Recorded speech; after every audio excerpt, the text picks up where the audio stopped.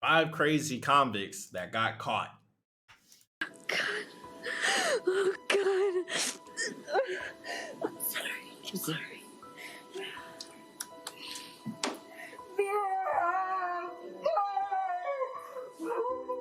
This man, Timothy Jones Jr. of Illinois, is charged with the killing of all 5 of his own children. What? Who is Timothy Jones Jr.? Well, according to the prosecution, nothing but a mass murderer. He murdered his 5 kids. He is a mass murderer. Why? He brought up the voices in his head and seeing people and things that aren't present multiple times, hoping to help his plea of guilty by reason of insanity. When Look, did a you see? lot of people think after I commit a crime, I'll just plead insanity. Look, I'm gonna tell you guys straight up, being in the insane asylum sucks worse than being in jail. It like imagine, yeah, you're sure you don't gotta worry about getting shanked in jail, but you're gonna go insane. Like you're gonna wish you went to a normal jail because having to take crazy pills every day, be in a straight jacket, being with other people that are not mentally there is gonna make you go crazy. You're gonna wish you had a normal conversation with another inmate. The insane asylum is not where you want to go. Just don't commit the crime. If you can't do the if you can't do the time, don't do the crime. Like, come on, man. I've seen 5 of your people, own kids. That's crazy. I've had conversations, I've started to talk with people when there's nobody in the room. While the audio of him apologizing to his children is being played in court, you can see him break down. God, I'm sorry. Children, I love you. I hope I see you again someday if I'm worthy to. I'm sorry. Neither his tears nor his attempt to appear insane helped his case though, as in the end, it took the jury less than 2 hours to recommend he be sentenced to death. We, the jury, in the above entitled What's your opinion on the death penalty? Are you for it or are you against it? I'm personally for it. case have found beyond a reasonable doubt the existence of the following statutory aggravating circumstances: the murder of 5 children 11 years of age or younger. Now recommend to the court that the defendant, Timothy R. Jones Jr., be sentenced to death. Somehow, Timothy is able to joke around with his legal team after hearing the verdict. Those tears for his children clearly weren't sincere. Crocodile tears. He has been on death row in South Carolina since 2019, and that's exactly where he'll stay. I do not blame you if you kill me. It takes forever to get I do to not deserve to live. like after they sentence you to death row, bro. It takes forever for them to actually do the execution, which makes sense because some cases aren't as black and white and open and shut as they look. So you want to make sure whenever you're sentencing this person to death, it is one, the right person, and two, it is for what they are convicted of doing. So you never know. It does take a while for people to get sentenced to death. This is Anthony Kirkland, a brutal serial killer from Ohio who was charged with the rape and murder of 4 women. And 2 of his victims were 13 and 14-year-old girls. Bro. These weren't his first murders either. His first victim was in 1987 after a woman refused to have sex with him. How long it take He them to raped and catch murdered him? her too. After pleading guilty to voluntary manslaughter, he was sentenced to 10 to 25 years in prison, Hey, he but got was out. released on parole in 2014 after 16 years served. And then did it again. He went on to commit the rest of his crimes between 2006 and 2009. Bro, this is another thing. Like, people that go to jail for their crimes after they get out, like, this is their fresh start.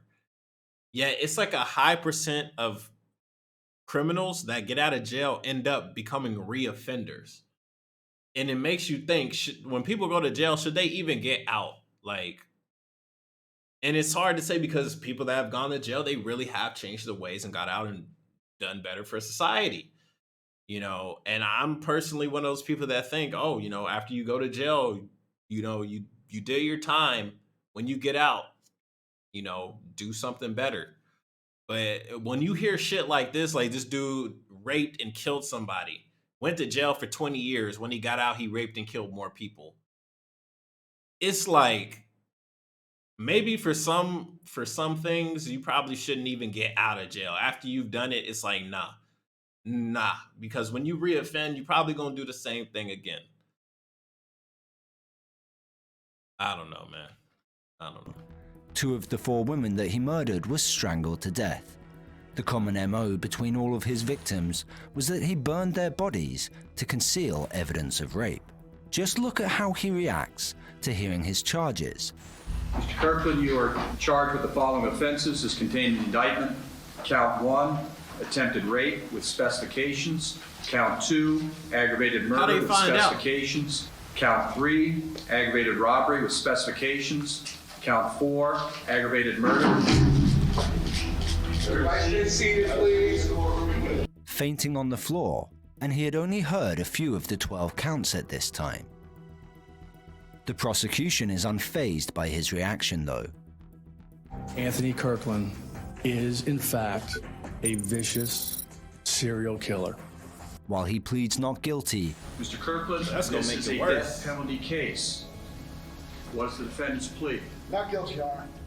and does not take the stand during trial, his own words come back to haunt him as his interrogation clips are played live in court. He is charged on all counts, and it isn't until the sentencing phase that he finally takes the stand. I cannot believe how horrible I am. They say What? I'm evil and a monster. They're right. Ever since I was little, I even hated me. I do not blame you if you kill me. The jury recommends the death penalty. The sentence of death should be imposed upon Anthony Kirkland. No apology. Anthony is currently on death row. Just like, yeah, man, I'm a terrible person. I always knew I was a terrible person. Yeah, if you kill me, yeah, I agree. No apology? Nothing for the families? Nothing? No? Okay. At the Chilcote Correctional Institution, and we think that's probably for the best. Trash. This is Tiffany Even Moss trash. of Georgia State. She was a former preschool teacher who's charged with the malicious murder of her 8-year-old stepdaughter, Amani Moss. Tiffany married a man Moss, who until then had largely raised Amani on his own. There is no knowledge of Tiffany abusing her own biological children, but she sure made Amani suffer terribly. It only got worse after Amani told a school nurse that she was afraid to return home because she would be beaten. Tiffany was charged for the abuse, receiving 5 years of probation and ultimately losing her job. But this led to her resenting Amani even more. Because this defendant blamed that child, blamed a 6-year-old for causing her to lose her job, not be able to have her career anymore that she had gone to college for. She wasn't able to work, and along with it came financial hardship for that family. Which resulted in more abuse, and eventually, Amani's unfortunate and inhumane murder. What do you, like, why didn't the school call CPS? The child said, I'm scared to go home, my mom gonna beat me. She got these bruises. Okay, now the mom's been fired from her job because of the abuse of the kid. What do you guys think is gonna happen to the kid if she's still in the same house? Like, oh, now it's fine, you know, I'm sorry for beating you, and I just lost my job because I was abusive towards you, but now the abuse is gonna stop. I learned from my ways. Like, oh my God, bro. People are just stupid. A 10-year-old girl should weigh somewhere between 54 and 103 pounds. So this is at less than the 5th percentile. Jurors were brought to tears when they heard the details about the case. And to make matters worse, Tiffany can be seen laughing when questioned by the judge. For letting the cat out of the bag? Not really, In the end, the prosecution's closing arguments indicate that in this case, the death penalty fits the crime. 100%. There are some crimes, they're so horrible, they're so heinous. The only balance you can pay is with your life. He said that she will not change. She has shown how evil she is, and that she cannot be rehabilitated because she has no conscience. She doesn't have that conscience. Maybe she can be rehabilitated, but even when she gets rehabilitated, I mean, the kid's gone. But at the same time, taking her life ain't gonna bring the kid back. So what do you even do? I mean, I'm still for the death penalty, but This lady, she is cruel. And the reason I can say that with such confidence is the nature of the crime. Verdict as to penalty, count 1, murder. We, the jury, recommend and fix the penalty as death. Signed and dated by the foreperson. Tiffany is currently the only female on death row in Georgia, and I doubt she's laughing now. Shit, I don't know. This she might is be. Markeith Lloyd of Florida, who faces the death penalty for the murder of an Orlando police lieutenant, Deborah Clayton. And this wasn't his first murder. In December of 2016, Markeith shot and killed his girlfriend at the time, Sade Dixon, and their unborn baby. A manhunt began, and in January of 2017, whilst he was still on the run, Lieutenant Clayton spotted him outside of a Walmart while she was shopping for her anniversary dinner. When she went to confront him, he shot and Why killed would her. you do that? Markeith, You know this guy is murders. You know he's murdered somebody. You off duty and you're gonna confront him with no weapon, no backup? She was asking for trouble. R.I.P. to her, but she was asking for trouble, honestly. Like, if I'm an off-duty officer and I see a suspected murderer, I'm not gonna go up and ask for some identification or something. Like, he has a record of killing people. No. Maybe stake him out, look from the corner of your eye, look at your phone, see some details, like, okay, maybe that's him. Call it up, be like, hey, I need backup. I'm at the Walmart. The suspect's leaving. He's leaving in whatever vehicle. He's wearing this type of clothes. We're at this area. No. What?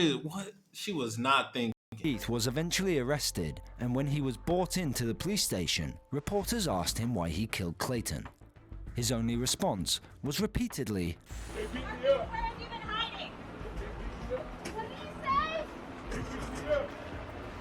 He wasn't done complaining though, as he then goes on to claim that he was framed for the murder. I am absolutely don't know nothing about. And they framed me. Later, during his trial, Markeith can be seen storming out of the courtroom.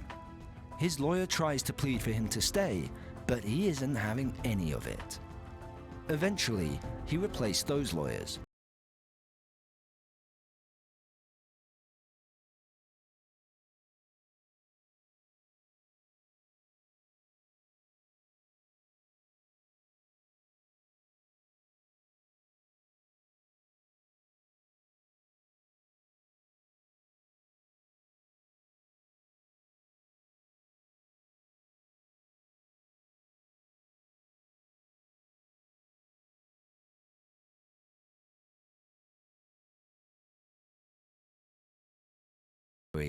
Presumably family members, but regardless, a bit of a strange reaction.